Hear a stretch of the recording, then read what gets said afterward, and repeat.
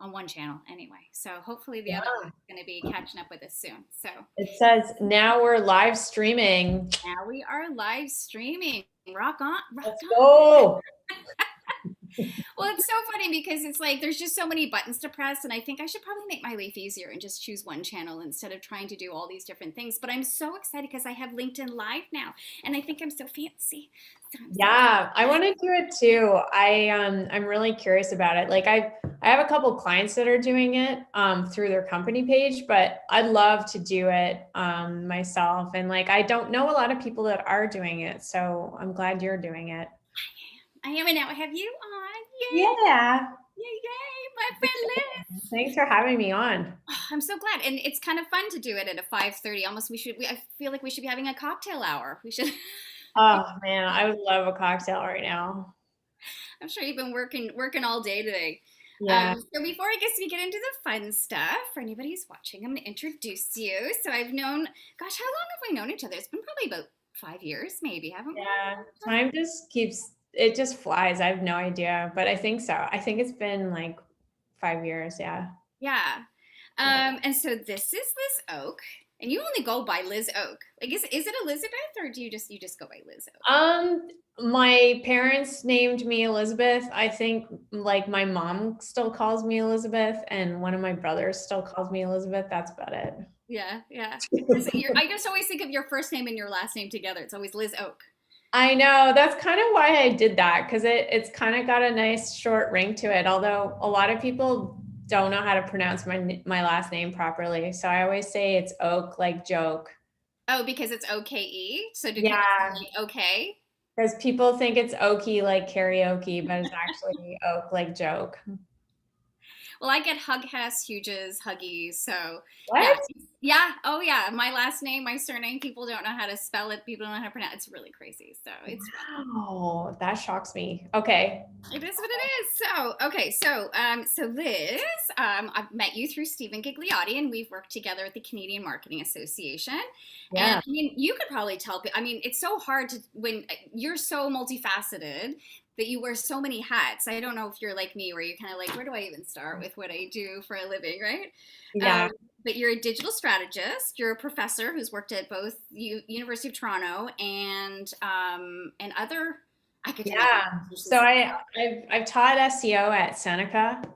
And I also, yeah, CMA with the Chartered Marketer program. So I'm a designated CM as you are. Yeah. So Yeah, so yes, pretty cool. yeah, Yeah, so I've been teaching now for about, oh God, it's almost 7 years, I guess, this year. I can't believe it. isn't it You've been crazy? teaching. How long have you been teaching for? Probably about the same amount. Maybe I don't know. It because my business is probably about 10 years old. So I think I remember going to what's now called Ontario Tech University and going to the dean and saying like, you don't have a class in this. I think you should have a class in this. And I don't know what made me so bold to think like, oh yeah, I'll just.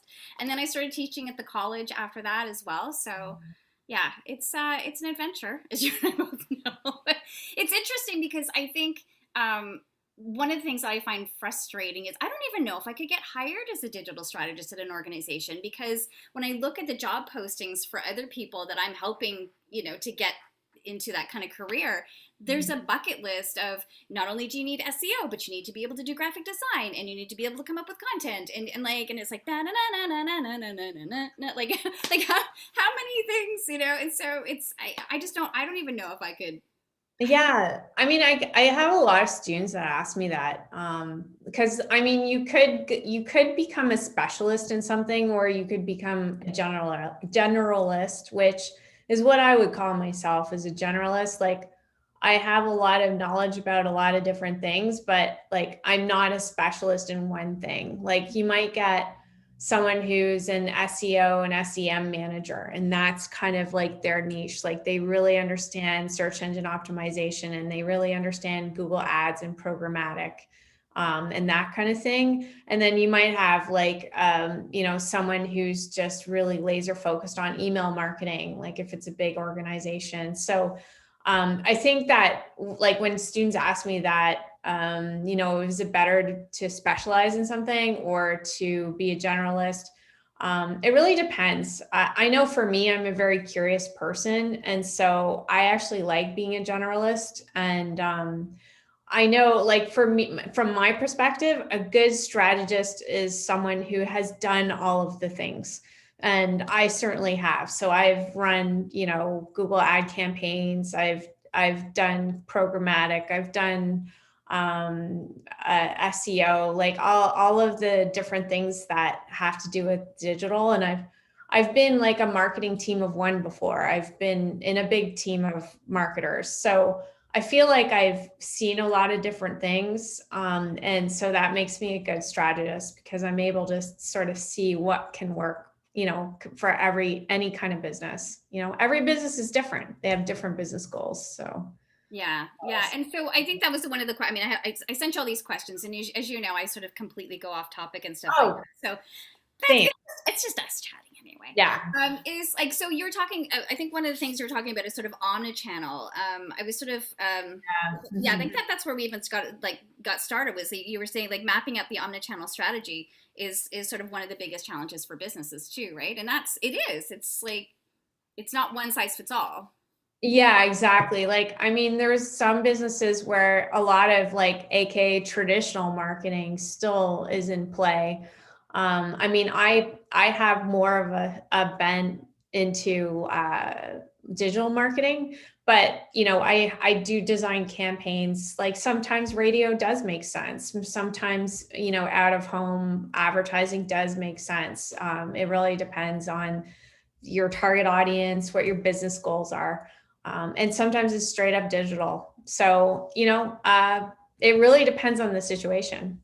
Yeah, it's shocking to me sometimes. I think I was talking with my buddy Bob Weiss, who I interviewed a few weeks ago, and he was saying like there are still organizations that still only require faxes, and I was like, wait, what? Like, who still uses faxes? But doctors still use faxes. The government still use. I mean, maybe with the pandemic that's changed, but some organizations still that's their primary communication tool, which is just bizarre. I think real estate still does, or maybe no, they don't. Okay, I digress. They don't do faxes anymore. But yeah, I remember like I did buy a property a couple of years ago, and it was still faxing, and I was like, yeah, this is crazy. I have a printer, but I wouldn't even know. Like that, it's just so obsolete. I wouldn't even know how to set it up to fax nowadays. Like, Yeah. crazy. It's Yeah. crazy. So, Yeah. so what do you think are the biggest challenges when it comes to like businesses that are, a lot of eyeballs have now moved over to, excuse me, over to digital, right? So we're seeing a lot more money, a lot more efforts. And I think one of the frustrations that I see is that people think, well, social media is free. You probably get that a lot, right? Like, how expensive is it to be, to hire you and your services and so forth? Like, are you frustrated with that? Or like still having to educate people that there's time and effort and money that go into creating Um, campaigns? Yeah, I mean, it depends on the client. Like some of my clients, like they don't know a lot and they want to learn and they're open to it. Yeah, I sound so annoying when I'm like, it depends. But But it's not true. It does. It I does. would say like some of the changes, especially now, now that we're at kind of at the tail end of a pandemic and like that, it just really threw everything for a loop. But I mean, one of the things that I would say that is a big challenge for businesses, and I have to remind a lot of my clients is you need to stay really focused on what your end customer wants. And it's not about the company and like jamming down like your key points down the throats of the people that you want to target. It's all about really kind of almost understanding what's going on in your clients' heads and what are those like when I do audience personas, I always say like what are those motivations and pain points that your customer has. So it's not about like what you think your customer is about, but really kind of understanding them on so many different levels and being able to then give them the messages that they want to hear. What would be of benefit to them. And I think a lot of business kind of get lost in the weeds, like they're in their own little kind of microcosm bubble, and they kind of lose sight of what their clients want. So, they might like put out a campaign and not do any like persona or customer, like understanding who their customer is. And they're like, why are we not getting any leads? Like, why is this not working for us? But a lot of it is you need to understand who your customer is. And I can't stress that enough. And like sometimes it just takes time to step back from, what the sales team wants or what your CEO wants, but actually look at, this is what the client wants. And sometimes you can test different ads and different messages, and you'll see that sometimes what the client wants is totally off what you thought they wanted. And another way of doing it is to actually interview your customers. Talk to your inside sales reps if that's the type of business that you have set up, or if you're a retail business, actually survey your customers and get their feedback. And that way you're able to really kind of deliver exactly what they're looking for. And I think a lot of businesses kind of just forget about that. They just need a reminder of that. I agree so much. And even when I was starting my business, like 10 years ago or whatever, I just remember everybody kind of going around the class going, okay, so what's your unique value proposition? What are you bringing to the table that nobody else is? And everyone went like, I'm cheaper than the next person. I'm cheaper. And then you sort of learn as you go. And I think it was Seth Godin said, if you're on a race to the bottom, the worst thing is that you just might win. Yeah. Right. Yeah. So it is interesting and really, and it is something that I still struggle with, is defining a niche for myself. I mean, I've gone down sort of the LinkedIn vertical to really carve out my niche, but like, whom do I serve too? And I'm getting better at it. I think marketers are usually my best customers because marketers get it. They just might not know LinkedIn. But I think a lot of organizations struggle to get on the same side of the table as their audience to understand how are they seeing your brand through their eyes. And it's not just sort of like shoving, but I'm the best. My stuff is the best. And that's always the way that brands sort of see themselves. But we're better than everybody else. Well, la-di-da, who cares, right? Like, right. Yeah. And I mean, like, for example, a good one is I was talking to a client the other day, and they're focused on Gen Z. And Gen Z, like anytime you're trying to market to a really young audience, it can be extremely difficult because they are so finicky and they really rely on their friends and peers for information, and they're skeptical of ads and they're skeptical of brands. But the one thing that Gen Z really values are companies that have some sort of like they are passionate about giving back. So for example, Gen Zs really are really passionate about social justice and like Black Lives Matter. There's a campaign going on right now about anti-Asian hate. They're really passionate about things like environmental issues because they're going to inherit the earth from us. So, a company that is wanting to reach Gen Z really needs to demonstrate this is how we're giving back to these causes that you're passionate about. This is how we can resonate with you. And I find that a lot of companies really need to tap into that and really need to understand, like, it's not just about, you're the best and the cheapest, but also how are you contributing back to society as a whole? So, there's those kinds of things to consider too.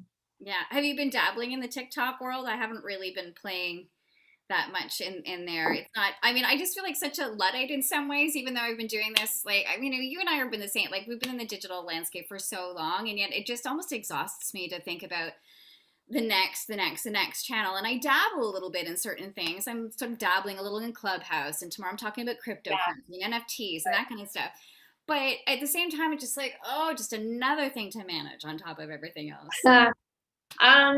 TikTok's cool. I'm just a lurker. From my perspective, I just don't have time to like spend the time. And like I can see people in my neighborhood, like there's a lot of young people that live in my neighborhood, and I can see them on their phones, and I know they're like, oh, you can tell they're like doing some kind of TikTok thing right now. And it's kind of cute to see it, but like I I haven't really had the time to really wrap my head around it. I do sometimes go down the rabbit hole, where I'll go on TikTok and I'll just watch. There's some really great talent out there, like really great creative, really awesome work that people are doing. There's one guy who's hilarious that I love, and he just talks about the different boroughs of Toronto and the different slang and accents of like Brampton versus Mississauga No versus way. Oshawa versus Whitby. And like to me, because well, you grew up in Scarborough, I grew up in Yeah. Oshawa.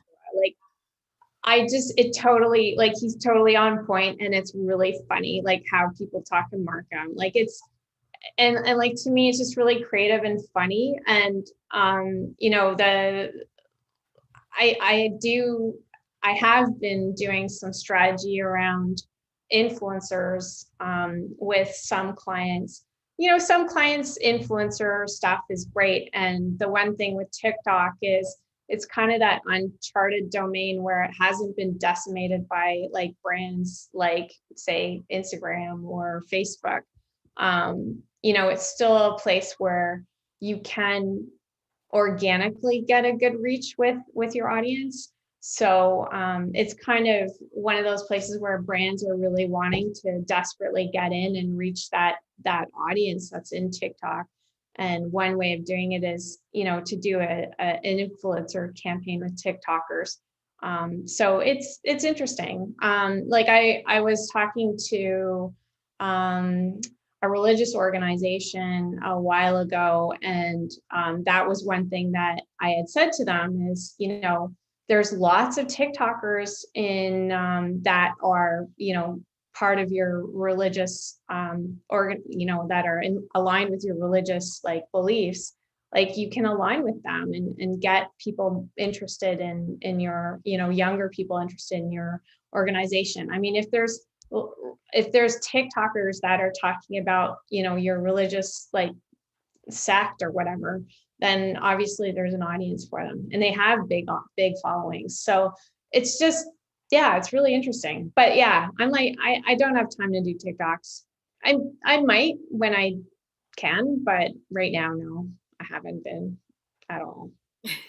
So how do Is some your of your what's Yeah, that? because your son, he's young. Like he on TikTok or no? He has no interest in TikTok whatsoever. Okay, because He just rolls his eyes at me, like, because he knew I mean, he's heard when it was Musically and TikTok, and he's just like, he just goes like, oh, he has no interest at all. he's And on Twitch though, right? Like he's doing. definitely on Twitch, yeah. Yeah, it depends. Like the kid, certain kids are like really into TikTok, other ones are really into Instagram. Like the only way I can reach my niece and nephew right now is either through Snapchat or Instagram DM. Like they won't answer my texts or emails or anything. So it's really interesting how that young audience is going. Yeah.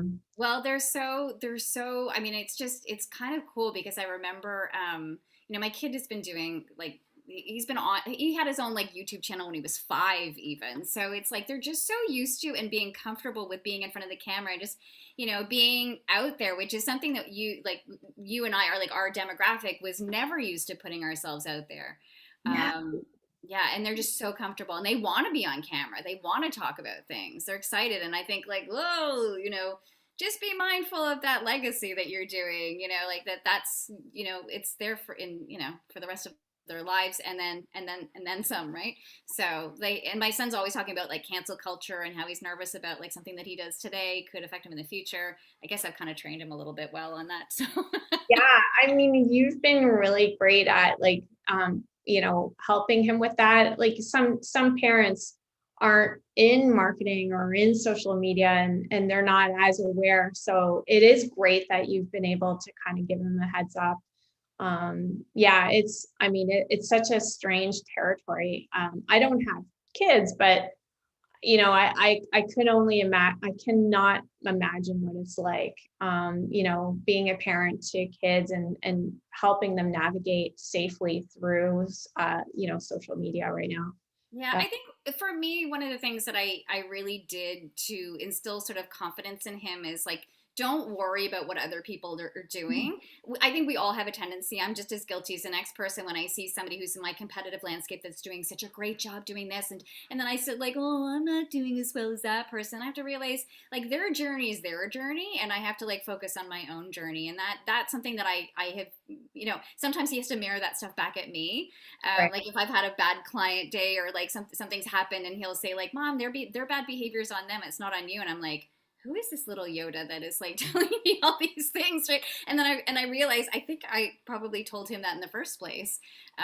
So it is having, I think he's pretty confident knowing that other people's bad behavior isn't a reflection of his life or his behavior, or if somebody's having this amazing life on social, that it doesn't make his life any less. So Right. And that's the one thing about social that I personally, like on a personal level, not like on a business level, like find exhausting is, the people that kind of have this curated view of their life on social. I don't really buy it. And the way that I use social personally, I'm pretty heavy on LinkedIn, mhm. as you are.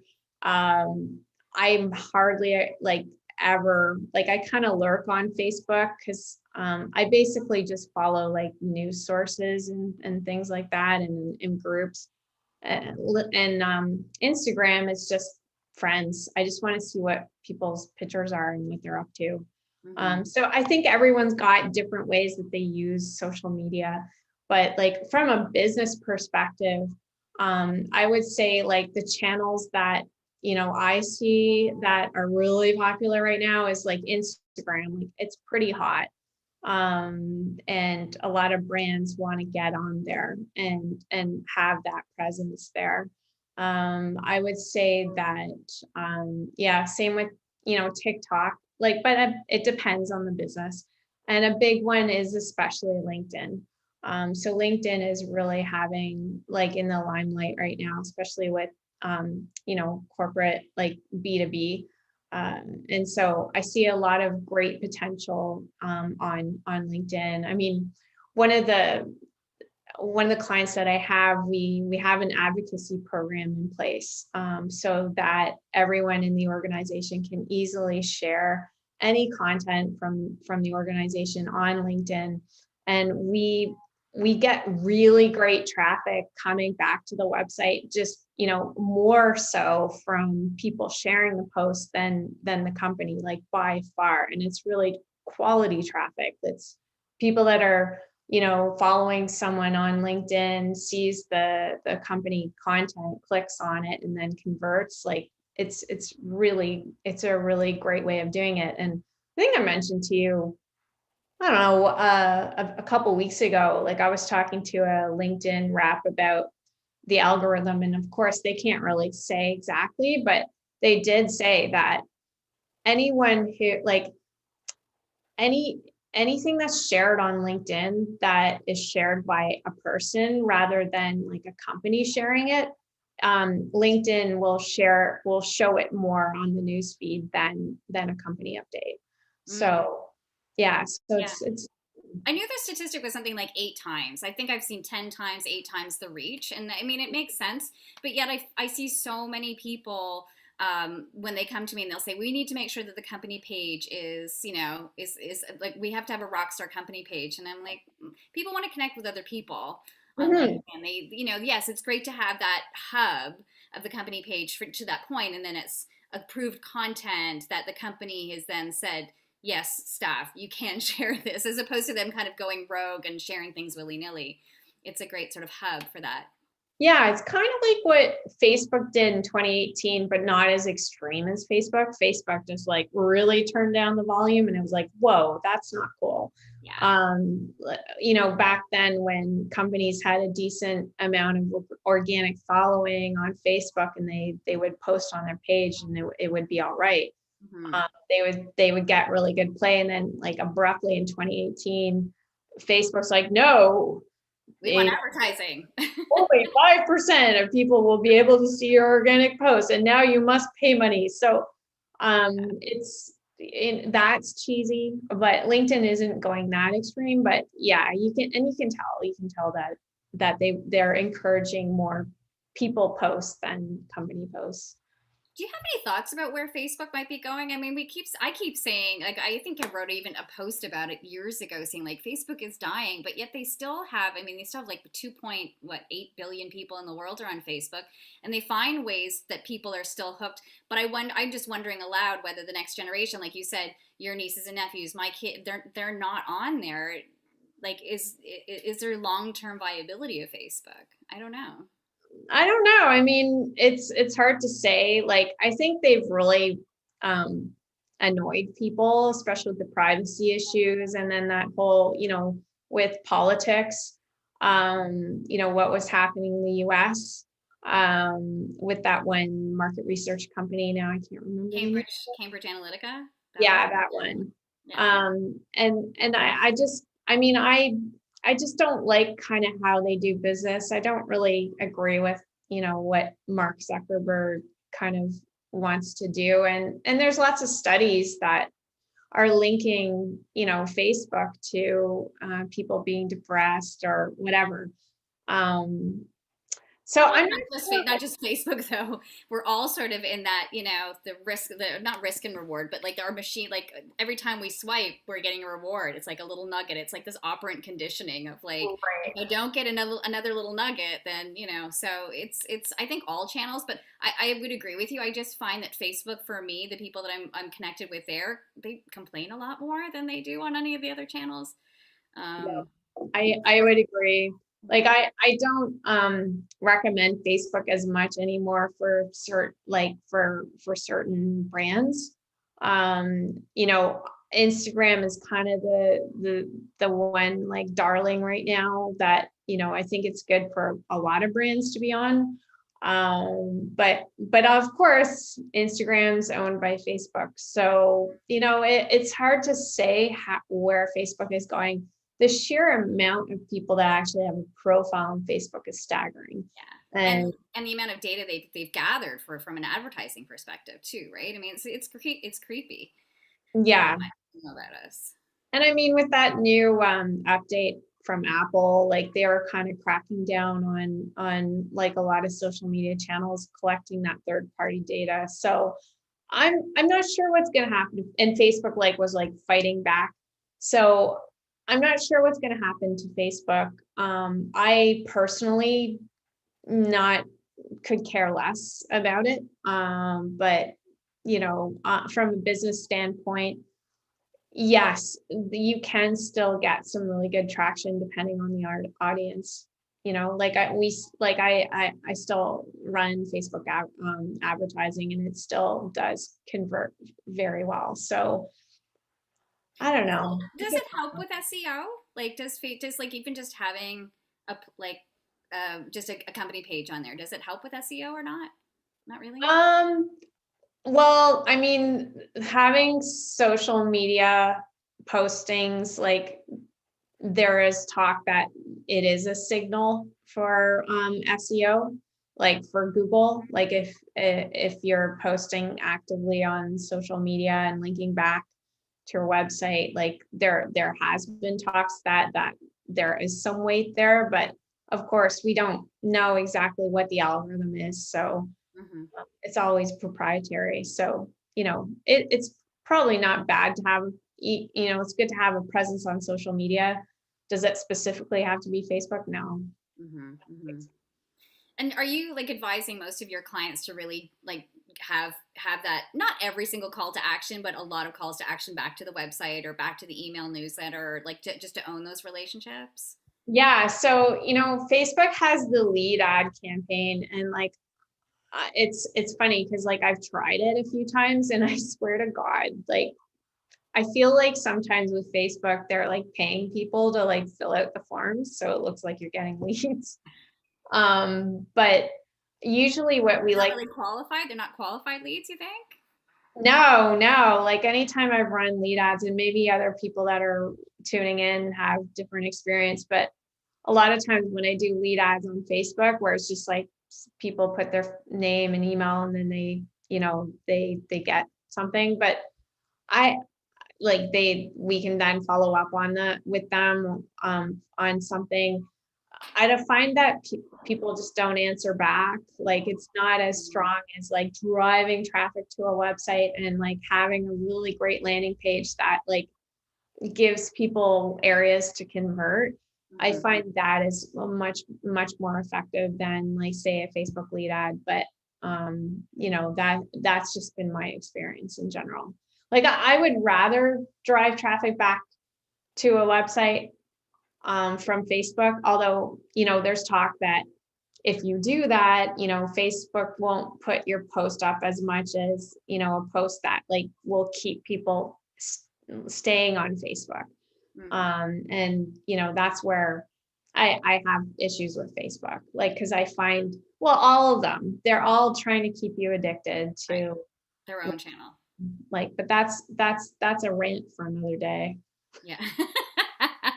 Yeah, it is tough because I mean, just as you know, like just starting out when it was just for me, it was just Facebook and Twitter, and that's all we had to worry about from a strategic standpoint. And now it's Facebook and Instagram and Twitter and TikTok and Snapchat and it's like, oh my gosh, it never stops. And in some ways it's a great thing. I mean, I just find that mass media isn't, there's no such thing as mass media anymore. In fact, I haven't had live television in our house for well over, I don't know, 10 years. I've never watched a commercial.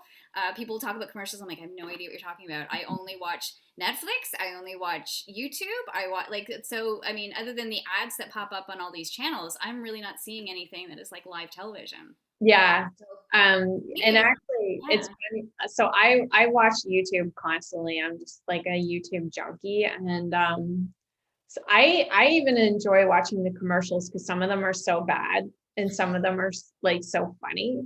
I hate the ones where it's like, hey, like the guy at the Lamborghini in the garage, and he's Oh like, my hey, gosh. be just like me. And I'm like, oh, not those kinds of commercials, but even Yeah. like brands that do like bumper videos, like some of them, especially at late at night, can be really hilarious and like random. It's like, what is this? But it actually was effective because I remember the brand because Okay. of your crazy, like random bumper video. So My frustration is that I see so much interruption based advertising that is happening in social. Like the one thing that when I started teaching socials, I'm sure you did too, which is great, was all these, you can have native ads and the sponsored posts, and it was like non interruptive. And there was like a couple of times that I went on to a site recently where I had literally had 6 different pop ups. I couldn't see the content. And then it's like, well, you've lost me. You had me, and yeah. then you've lost me. And it's like, why are they not getting that? That's not, that's not a part of the user experience, and they're really just violating the user experience. So then people go, I never want to go back on that site again. I have a great example of that. Maclean's magazine, Maclean's online, like there was some article circulating the other day and I saw it on social and I just clicked on it. And then even just on the website, I felt like my eyeballs were getting assaulted by like this pop-up video, like, and it was like auto playing sound. I'm like, no, and then like, where does I want to read the article, but there's all these like ads and like weird spammy like things, and I just like, oh, this is awful. I'm never coming back. But maybe I guess that's McLean's model, like that they're trying to get revenue off the ads.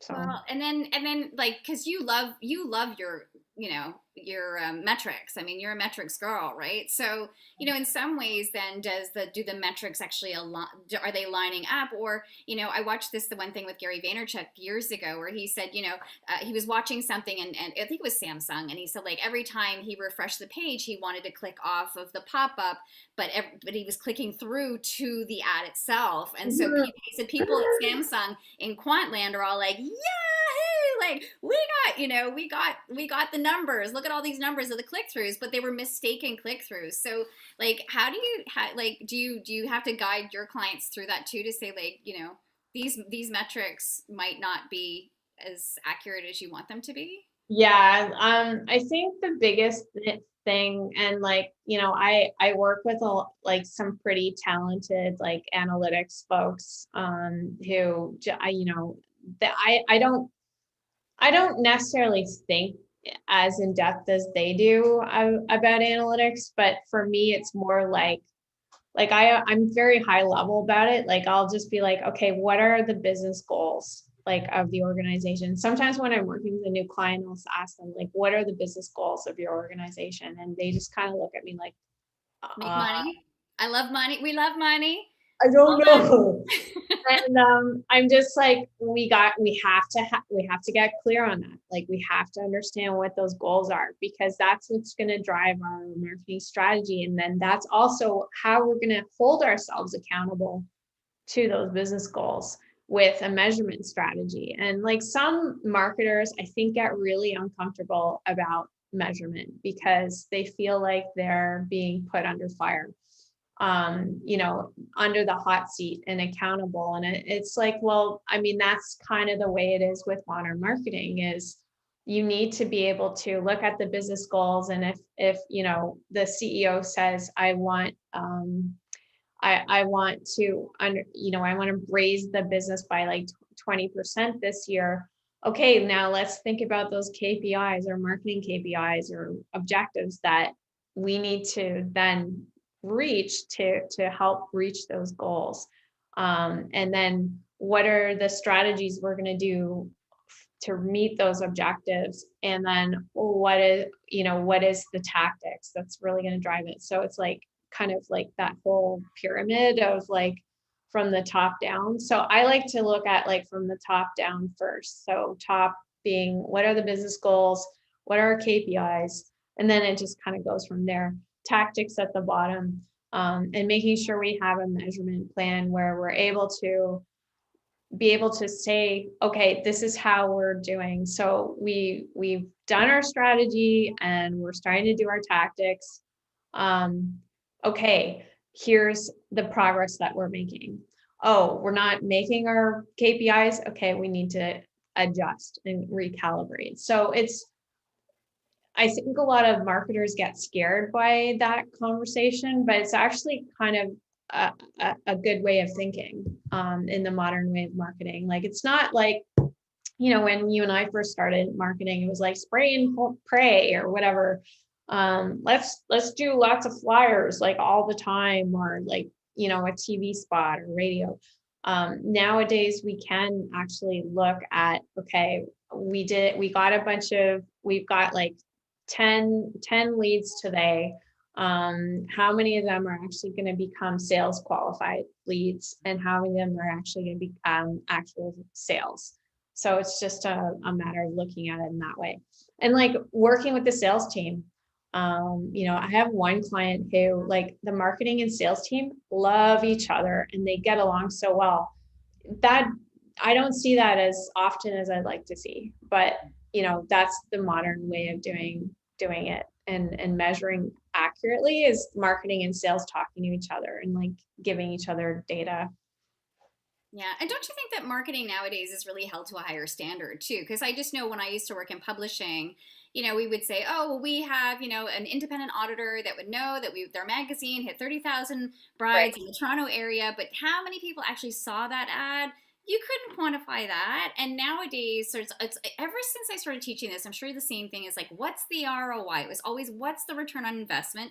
And that social, even though people don't, I just find that like some people, and this is why I don't typically do account management, coming up with content, because people go, that's a lot of money to be putting towards Facebook and Instagram, and yet they would have no problem spending the same money on an ad that they couldn't necessarily quantify the results for.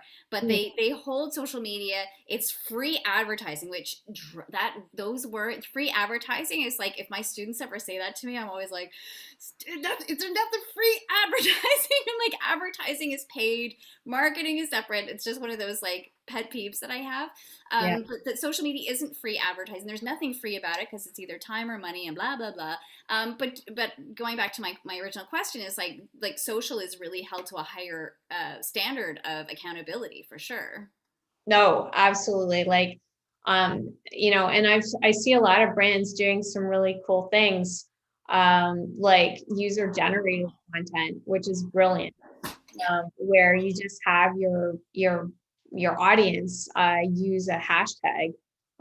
There's a nail polish company that does a really good job of that. Now I can't remember the name of the brand, but they basically have people show, like on Instagram, using a hashtag, how they've used their nail polish on their nails, and then they just like post it on their Instagram channel and give the person who posted it some props, and like it just really helps build that trust with the audience. So like I'm a huge fan of user generated content. I think it's a brilliant idea of doing that. Yeah, 100%. And so how do you find, like, have you had to go through campaigns where you have to find those influencers, or Oh yeah, so user generated content is a little different than influencers, but yeah, so influencers, you're actually paying someone to advocate on your behalf. Yeah, with the influencer campaign, like depending on the how many followers someone has, like there's like the nano influencers, there's the micro influencers, there's the people that have like that are more sort of I forget what it is. I think it's like 0 to 10,000 followers is nano. And then micro is 10,000 followers to 50,000 followers. And then it goes higher, higher, higher to like the Kim Kardashians of the world. But there's like a scale of how much you would pay for a story or a post. To a nano influencer is going to be way cheaper than like what you would pay someone who's a micro influencer. So it really depends on your audience. Sometimes I like to work with just micro influencers, because they're really engaged with their audience and they're wanting to build their followers more than what they have. And a lot of times, like their followers are really engaged. So when you're working with influencers, you want to look at people that are highly engaged with their audience. They're answering back when people comment on their posts and things like that, and they get a lot of high followers and things like that. So how do you know that people haven't purchased followers? Because yeah. I know that vanity metric is always a tough thing too, right? Yeah, so I talked to my students at U of T last semester about this. So you can kind of tell if someone has bought followers by like there's like I forget what the program's called. You can put someone in and just see, and it'll analyze it and see, like give you stats, and it kind of helps you determine whether they've bought followers or not. But really, like when I look, it's usually if I see someone that has a lot of followers, but when they post, they don't get a lot of engagement on their posts, that's usually a bit of a sign that they're not authentic, like an authentic. Yeah, like they've bought followers. Like if someone has 50,000 followers, but then when they post something, they only get like 50 likes and like, I don't know, like 10 comments. I'm like, that seems fishy. You know what I mean? Yeah, yeah. Yeah. And do they have to qualify? Like I know there were some rules and regulations that they had to put like hashtag ad, or they had to sort of say like this is a sponsored, that kind of thing. Because I think that the tough thing, I just know, like way back when I used to work in a magazine, Yeah. back when in the horse and buggy days, that like it was like church and state separation of the content, that that there was editors and then there was like advertising, and so and they were church and state separation, and of course with the 24-hour news cycle and like that whole thing.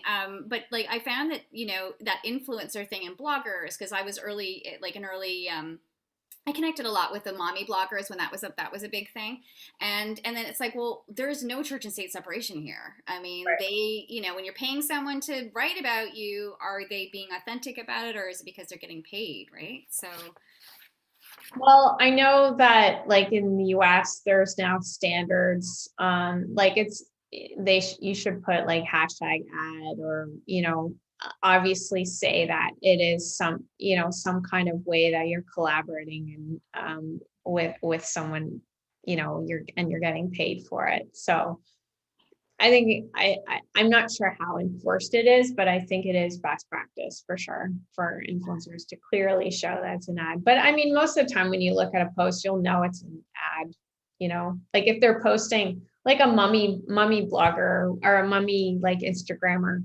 who is posting all these cute pictures of their kids, and then they post one of them like with a product. Like to Right. me, that's like, all right, that's an That's influencer. staged. Yeah. Yeah. And like, I just love my new blankety blank. yeah, and it's just like, yeah, that's it. But the thing is, like, if you're an influencer with a high engagement rate, like you can post anything, and you'll get people wanting to check out that product or service. Like it's kind of a no-brainer. So yeah, it really depends. Like sometimes I see influencers that are promoting a contest that a company's putting together, or you want to think about like when you're working with influencers, like what does success look like? Is it going to be sales? Is it you want to add, get people more aware of your product or service? And the other thing that is, interesting about influencers is you can't really guarantee like a rate of return. Like sometimes, like you can kind of look at benchmark information, statistics, and see that, typically when you work with this amount of micro influencers or whatever, this you could get X amount of sales. But you can work with an influencer and that has a high like following, but then it falls flat. Or you could work with a smaller influencer but you're getting tons of traffic from it. So it's kind of hard right now to see, because like it's so new, like doing influencer marketing. It's So kind of the way that I see when I used to work in the magazine, which I seem to say a lot. But like the public relations companies would send their products to like hopefully somebody in the editorial will pick it up. And I've had a few friends of mine that have been considered influencers, and there doesn't, in some ways, in some of the brands, there doesn't seem to be an expectation of, right. okay, so if we're going to send you this and you're going to do something, which I guess is probably a good thing, but sometimes they're just sent stuff just for the sake of sending stuff, right? And it's not necessarily aligned with that particular influencer's own brand and stuff like that too. So I think that's important. Yeah, for sure. And there's lots of different like ways that you can find influencers. There's programs that you can use that like you can sift through and see, like, say like I want to work with an influencer in Toronto or in Canada, I'll make it larger.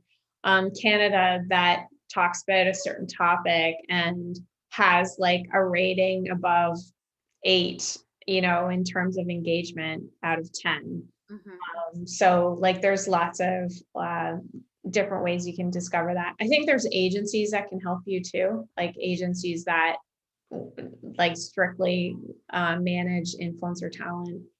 Just reminds me so much of that Black Mirror episode with Yeah, that was a great episode. Like it scared me, but like I was just, and I think anyone that like anyone that watches Black Mirror like knows that episode where the girl like literally has a breakdown by the end because her rating is so low or whatever. Remember, she couldn't like oh yeah, the car anymore, and she was like, "Bleh," like nervous breakdown, kind of. that Bryce Dallas Howard, that was the actress that's Ron Howard's daughter. That's the No actress. way. Yeah, I yeah. still kind of She's look so like good. him. Yeah, Yeah, yeah. So what do you cool. think some brands are doing then, like that are doing wrong? Like when you see them and they're just obviously just not aligned with their brand messaging. And there's so many things that are done wrong, but I mean, there's a lot of companies that just kind of get social media wrong. yeah.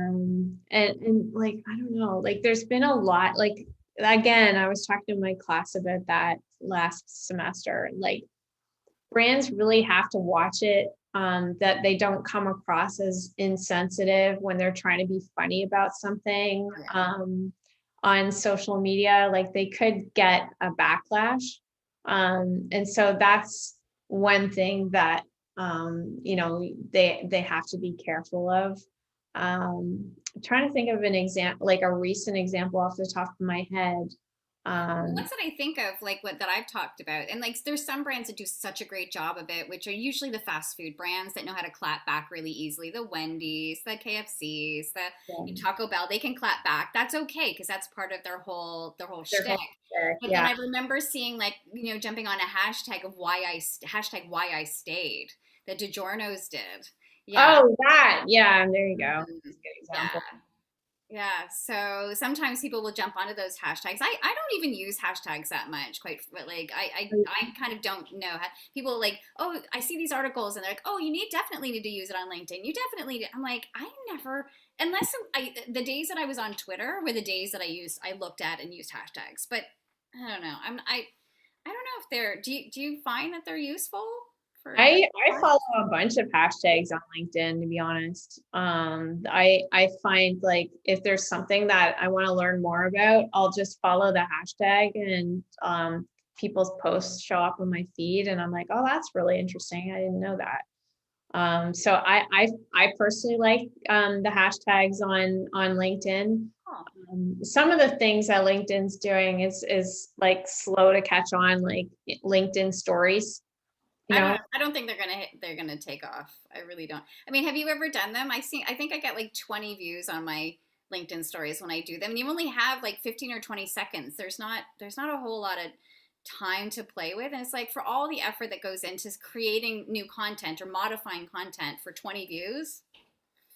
Um, Um, yeah, unless it catches fire, yeah. And I have posted a few stories and like you know, some of my more younger like people that I'm connected with or follow me on LinkedIn will comment or do something about it, but like no, not a lot of people. Some people are like I think I did a poll like a month ago. I don't know if you saw it, but I was like, how many people use LinkedIn stories? Because I was curious and it was like, you know, yes, I do all the time and no. And then like the third thing was I didn't even know they existed. And like a lot of people were like, I didn't even know they exist because it's only on the mobile version of mobile. the Yeah. app. So yeah, it's kind of interesting. I think LinkedIn Live is cool. And I think it's great for brands. I think that live streaming is something that people want and people want more of in the future. Hmm, hmm. Yeah. Have you been goofing around at all in Clubhouse? I Like, so unfortunately no, oh, because I think I sent you an invite, but are you an Android or something? yeah, Yeah. so I've got like a Samsung S10 because I just find their camera is so much better than an iPhone. But a lot of people are like, Liz, like I can't believe you have an Android. Actually, Just launched this week with Android, so I'll send you my invite again. I'll send it to you. oh, did it this Yeah. week? Yes. Yeah. Yeah, So it's just this week that they launched for Android. So it's interesting. I mean, I've been dabbling in it. I met one really amazing gal that I was on her podcast, and she was like a Forbes influencer, and I was like, this is crazy that we're talking, and she's really lovely.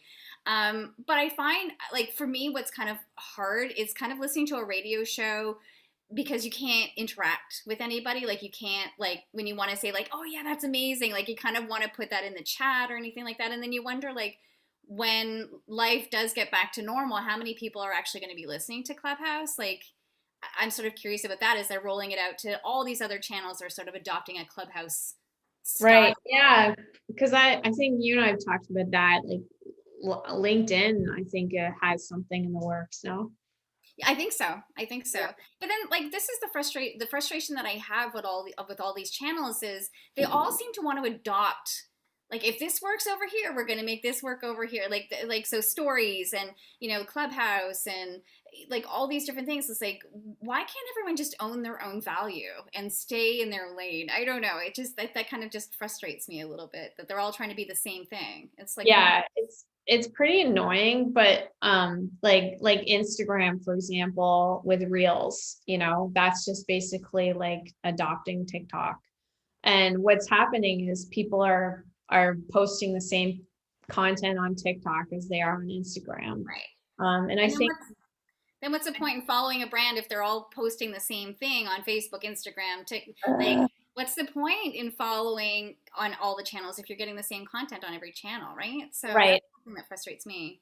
And that's another point that, sometimes I have to educate clients on is like what you post on Twitter,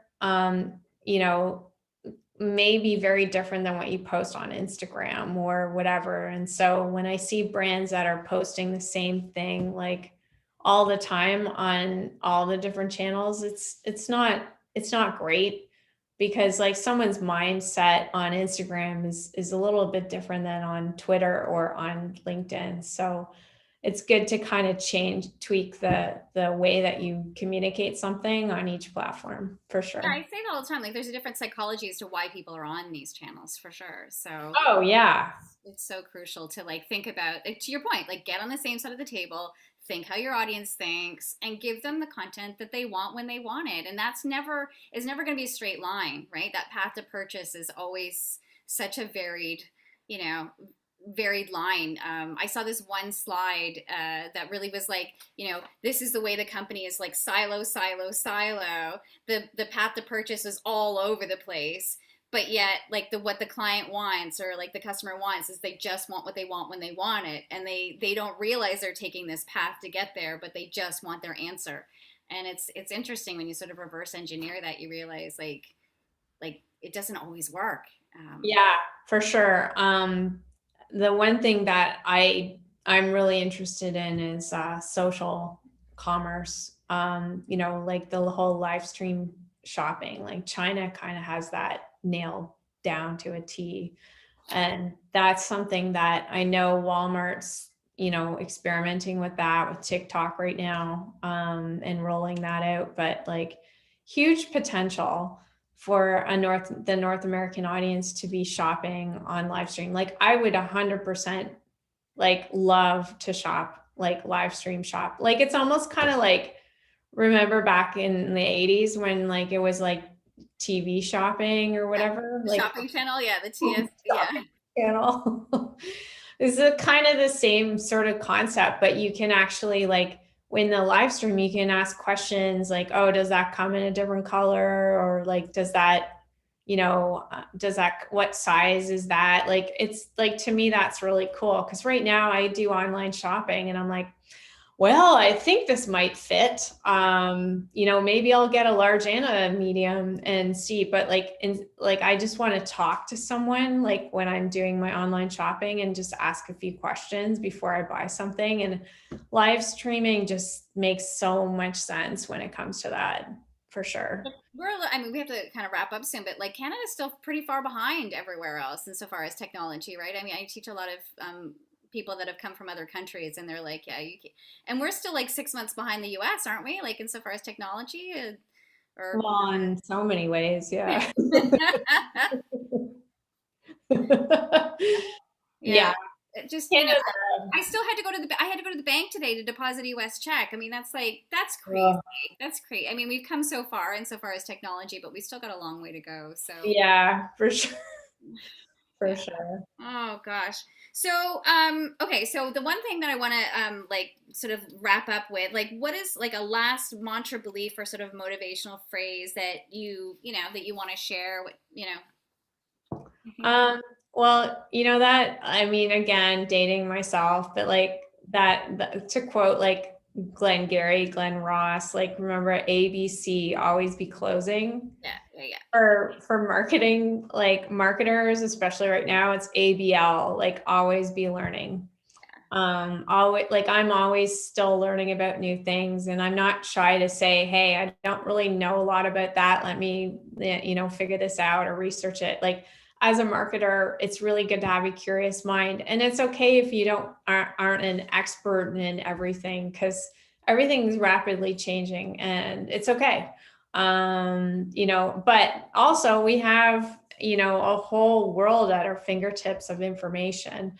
And a lot of times I have people ask me, well, what's a good resource for me to get up to speed on things? And like things like LinkedIn Learning has really excellent courses. Like I'm always watching those. If you're in SEO, like there's a lot of different courses, like SEMrush has a really excellent suite of like learning tools if you're new to SEO. Yeah, I mean, there's just so much information out there that we can learn. So always be learning. That's a good one. Actually, I just saw. So I know if you're into SEM Rush, I just saw a podcast this week, and I don't know if I still have it on my computer. But Rand Fishkin has just launched this new thing called Spark Toro. Yeah, Spark Toro is awesome. Is Love it? it. Yeah, so cool. What a great tool. It looks pretty cool, and like him having like the SEM sort of rush, and he's a brand unto himself. So I was Oh, yeah. dabbling it. Yeah, I was dabbling in the Spark Toro to see how it would work, and it looks pretty cool. So It's very cool. I use it with some clients. It's a really great way to discover like, any sort of like any topic. Who's the best podcast, in that topic? Who's the best like blog in that topic? I think they now have media in there too. So yeah, it's I think he's a press. really Yeah, great. Yeah. that's awesome. Yeah. And he's so nice. Like I've actually met him. I'm such a Oh, nerd. have you? Yeah, he's a such a selfless like person. Like he's just always willing to share like information, and yeah, just a really cool guy. Well, Yeah. hopefully we get back to conferences at some point soon because it wasn't the same. I did the online collision conference thing, and it just kind of wasn't the same I as being in know. person. So I know I'm looking forward to those Yeah, I things. went to Ad World too in beginning of this month, and it just feels weird. Like I'd rather just see it in person, to be honest. I tend to try, like do too many things. I'm multitasking far too much that I wouldn't be doing if I was like actually at a conference. So I'm looking forward to that. So Yeah. thank you, my love. Thank you for Yeah. talking with me about this kind of stuff. So how can people reach you if they want to get in touch with you about your services, who you help, and all that kind of stuff? Yeah, so people can head on over to lizoke.com, and that's lizoke.com. I just redid my website a little while ago, I and love it. I love the colors. it's so fun. It's just a brand new like look and feel. Or connect with me on LinkedIn, Lizoke. Yeah. Yay. Okay, Liz Oak. Liz OKE. Thank you, my love. You're Yeah. awesome. So, Thanks for having me. That was fun. I know. And so I always like to ask if anybody's watching your greatest takeaway, your favorite part. So please be sure to let us know.